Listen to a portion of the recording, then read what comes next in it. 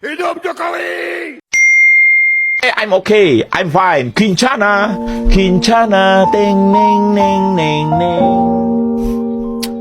Ku menahan rasa sakit, rasa sakit. Few moments later.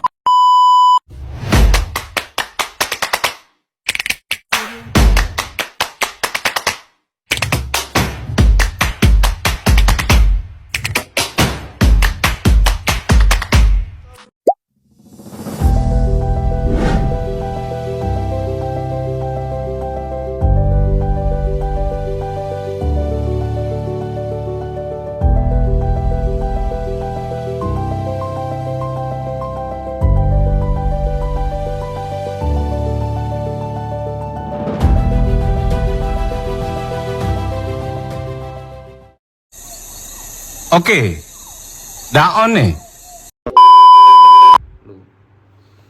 Assalamualaikum warahmatullahi wabarakatuh. Perkenalkan, nama saya Andika Putra Wibawa dari Fakultas Ekonomi Manajemen PM2 dengan NIM 24612011000108. Di sini saya akan mempresentasikan pelajaran akuntansi biaya dengan studi kasus proses usaha pembuatan nasi goreng dengan tema pengendalian perhitungan biaya dan perencanaan. Yang pertama yaitu nasi goreng merupakan salah satu makanan yang sangat populer di Indonesia dan banyak dijadikan sebagai usaha kecil hingga menengah. Meskipun terlihat sederhana di dalam proses pembuatan nasi goreng, sebenarnya terdapat penerapan konsep akuntansi biaya, mulai dari perencanaan biaya, perhitungan biaya, hingga pengendalian biaya. Melalui video ini, kita akan melihat bagaimana akuntansi biaya diterapkan secara nyata dalam kegiatan usaha pembuatan nasi goreng, sehingga konsep yang dipelajari tidak hanya bersifat teori, tetapi juga aplikatif dalam kehidupan sehari-hari. Yang pertama, bagian 1. Gambaran umum usaha nasi goreng. Usaha nasi goreng merupakan usaha kuliner yang umumnya dijalankan oleh pedagang, kaki lima, warung makan, maupun rumah makan kecil. Proses produksinya relatif sederhana, tetapi melibatkan berbagai jenis biaya. Dalam akuntansi biaya, usaha nasi goreng dapat dikategorikan sebagai usaha produksi karena mengolah bahan mentah menjadi produk jadi yang siap dijual kepada konsumen. Tujuan utama dari usaha ini adalah 1. Menghasilkan produk nasi goreng yang berkualitas, 2. Menekan biaya produksi agar tetap efisien, yang ketiga menentukan harga jual yang mampu bersaing, dan yang terakhir memperoleh laba yang optimal. Untuk mencapai tujuan tersebut diperlukan pengelolaan biaya yang baik dan melalui penerapan akuntansi biaya. Bagian kedua yaitu perencanaan biaya dalam usaha nasi goreng. Perencanaan biaya merupakan langkah awal sebelum usaha nasi goreng dijalankan. Perencanaan ini dilakukan dengan menyusun anggaran biaya yang akan dikeluarkan selama proses produksi. 1. Yaitu perencanaan bahan baku. Bahan baku utama dalam pembuatan nasi goreng antara lain yaitu yang pertama ada beras, yang kedua telur, yang ketiga minyak goreng, yang keempat bawang merah dan bawang putih, yang kelima ada kecap, yang keenam garam dan bumbu-bumbu lainnya, dan yang terakhir ada tambahan seperti ayam, sosis, atau seafood. Dalam perencanaan biaya, pemilik usaha harus memperkirakan yaitu jumlah bahan baku yang dibutuhkan per hari, harga masing-masing bahan baku, frekuensi pembelian bahan baku. Contohnya, jika dalam sehari ditargetkan untuk menjual 50 porsi nasi goreng, maka bahan baku harus direncanakan sesuai jumlah tersebut agar tidak terjadi kekurangan atau pemborosan. Yang kedua yaitu ada perencanaan biaya tenaga kerja. Biaya tenaga kerja dalam usaha nasi goreng meliputi upah juru masak dan upah asisten atau pelayan. Itu jika ada. Pemilik usaha perlu menentukan, yaitu yang pertama jam kerja tenaga kerja, yang kedua sistem upah apakah harian atau bulanan, yang ketiga yaitu kesesuaian jumlah tenaga kerja dengan volume produksi. Perencanaan tenaga kerja yang baik akan meningkatkan efisiensi dan kelancaran proses produksi. Yang ketiga ada perencanaan biaya overhead. Biaya overhead dalam usaha nasi goreng meliputi yaitu gas untuk memasak, terus listrik untuk penerangan, air, penyusutan peralatan seperti wajan, kompor, dan gerobak. Yang terakhir ada biaya kebersihan.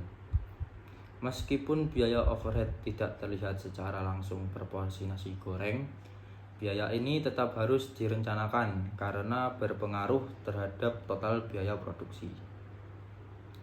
Dengan perencanaan yang baik, usaha nasi goreng memiliki pedoman pengeluaran yang jelas dan terkontrol. Bagian ketiga yaitu perhitungan biaya produksi nasi goreng. Setelah perencanaan biaya dilakukan, langkah berikutnya adalah perhitungan biaya produksi. Yang pertama ada biaya bahan baku langsung. Biaya bahan baku langsung adalah biaya yang dapat ditelusuri secara langsung ke produk nasi goreng.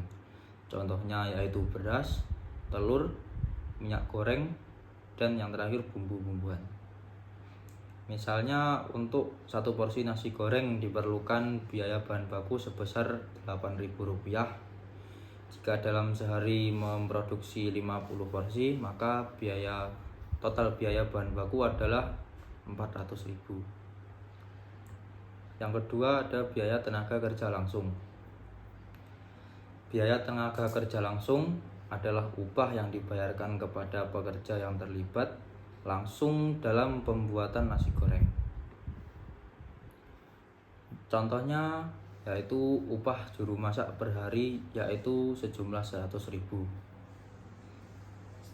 Biaya ini kemudian dialokasikan ke setiap porsi nasi goreng yang diproduksi. Yang ketiga ada biaya overhead. Biaya overhead mencakup yaitu gas, listrik, air, dan penyusutan peralatan. Misalnya total biaya overhead per hari sebesar Rp50.000. Yang keempat ada perhitungan harga pokok produksi. Harga pokok produksi atau HPP nasi goreng dihitung dengan menjumlahkan seluruh biaya produksi, yaitu yang pertama biaya bahan baku, biaya tenaga kerja langsung, dan biaya overhead. Kemudian dibagi dengan jumlah porsi yang dihasilkan. HPP per porsi ini menjadi dasar dalam menentukan harga jual nasi goreng agar usaha tidak mengalami kerugian. Yang keempat yaitu bagian keempat adalah pengendalian biaya dalam usaha nasi goreng. Pengendalian biaya dilakukan untuk memastikan bahwa biaya yang dikeluarkan sesuai dengan perencanaan. Yaitu yang pertama pengendalian bahan baku. Pengendalian dilakukan dengan yaitu yang pertama mengatur takaran bahan baku per porsi, yang kedua menyimpan bahan baku dengan baik agar tidak rusak, dan yang ketiga yaitu menghindari pemborosan di saat memasak. Jika penggunaan bahan baku melebihi standar, maka biaya produksi akan meningkat dan laba menurun. Yang kedua ada pengendalian tenaga kerja. Pengendalian tenaga kerja dilakukan dengan yaitu mengatur jam kerja secara efektif, Yang kedua ada meningkatkan keterampilan memasak agar waktu produksi lebih efisien. Dan yang terakhir yaitu menghindari waktu menganggur tenaga kerja. Yang terakhir ada pengendalian biaya overhead. Biaya overhead dapat dilakukan dengan yaitu yang pertama adalah menghemat penggunaan gas dan listrik. Yang kedua merawat peralatan agar tidak cepat rusak. Dan yang ketiga adalah menggunakan peralatan secara optimal. Pengendalian biaya yang baik membantu usaha nasi goreng agar tetap efisien dan berkelanjutan. Yang terakhir ada penutup.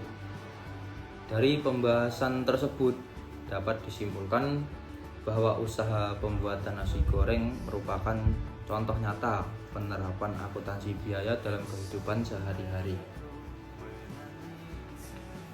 Melalui perencanaan biaya, perhitungan biaya, dan pengendalian biaya, pemilik usaha dapat mengetahui beberapa biaya yang akan dikeluarkan, yaitu menentukan harga jualan tempat, serta mengontrol pengeluaran agar memperoleh laba.